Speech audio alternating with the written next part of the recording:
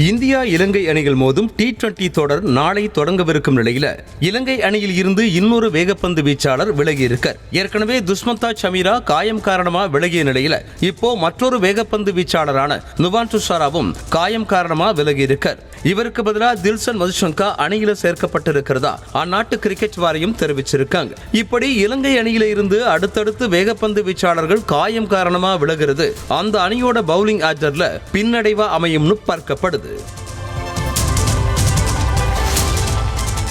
மகளிர் ஆசிய கோப்பை கிரிக்கெட் தொடரோட அரையிறுதி ஆட்டம் இன்னைக்கு நடைபெறவிருக்கு. பிற்பகல் 2 மணிக்கு தொடங்கும் முதல் அரையிறுதி போட்டியில இந்தியா வங்கதேசம் அணிகள் மோதவிருக்காங்க. இரவு 7 மணிக்கு தொடங்கும் இரண்டாவது அரையிறுதி போட்டியில பாகிஸ்தான் மற்றும் இலங்கை அணிகள் மோதவிருக்காங்க.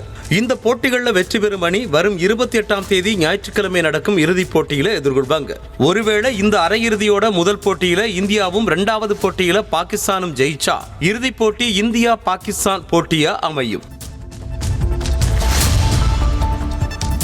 அடுத்த வருடம் பிப்ரவரி மாதம் பாகிஸ்தான்ல நடைபெறவிருக்கிற சாம்பியன்ஸ் டிராபி தொடர்ல இந்திய அணி பாகிஸ்தான் மைதானத்தில் விளையாட மறுத்திருக்காங்க. இந்த நிலையில பாகிஸ்தான் அணியின் முன்னாள் கேப்டன் யூனிஸ் கான் இந்திய அணியின் நட்சத்திர வீரர் விராட் கோலி பாகிஸ்தானுக்கு வந்து விளையாடணும், அது எங்க விருப்பமா இருக்குன்னு தெரிவிச்சிருக்காரு. ஆனா பாகிஸ்தான்ல நடக்க இருக்க சாம்பியன்ஸ் டிராபி தொடர பொதுவான இடத்துக்கு மாத்தணும்னு இந்தியா கோரிக்கை வச்சுட்டு வர்றாங்க.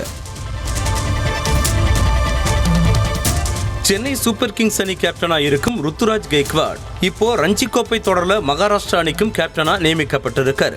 2024-25 ஆண்டிற்கான ரஞ்சி கோப்பை சீசன்ல ருத்துராஜ் கெய்க்வாட் கேப்டனா இருந்து மகாராஷ்டிரா அணியை வழிநடத்துவார்னு தெரிவிக்கப்பட்டிருக்கு.